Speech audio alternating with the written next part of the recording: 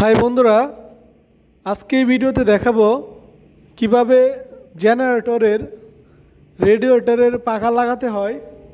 তো আপনারা ইতিমধ্যেই দেখতে পাচ্ছেন এখানে একটি পাখা সেটিং করা হচ্ছে। তো এর কাজ হলো জেনারেটরের যে পানি রয়েছে এবং এয়ারকে ঠান্ডা করা, অর্থাৎ রেডিয়েটর যে কয়েলটি রয়েছে পাখা দ্বারা ঠান্ডা করা হয়। তো বন্ধুরা, এখানে আমি জাস্ট আপনাদেরকে পাখাটি কিভাবে লাগাতে হয় বা সেটিং করতে হয় সেটি দেখাচ্ছি। আর যদি আপনারা সেটিং করতে পারেন তাহলে খুলতেও পারবেন, আর যদি খুলতে পারেন তাহলে লাগাতেও পারবেন। অর্থাৎ আমি দুইটি সাইড দেখাই নাই, জাস্ট একটি সাইড দেখাইছি যাতে ভিডিওটি লং না হয়। তো আমি কিভাবে লাগাতে হয় সেটি সেটিং করা দেখাচ্ছি। তো আপনারা দেখেন একটি রেডিয়েটর কিভাবে জেনারেটরের সাথে সেটিং করতে হয়। তো আমি আবারও বলছি, এই পাখাটির কাজ হলো রেডিয়েটরকে ঠান্ডা করা।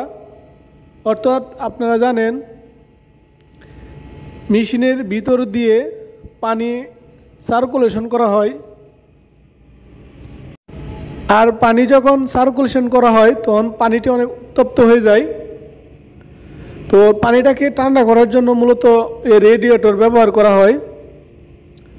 তো আর রেডিয়েটরকে ঠান্ডা করার জন্য সেক্ষেত্রে পাখা ব্যবহার করা হয়।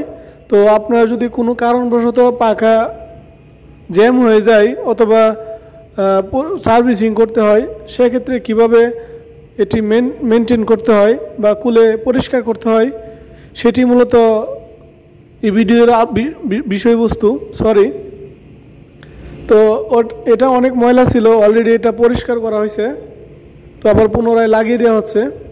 তারপর যদি বুঝতে আপনাদের অসুবিধা হয় তাহলে কমেন্টে জানিয়ে দিবেন। আর ভিডিওটি দেখার জন্য ধন্যবাদ।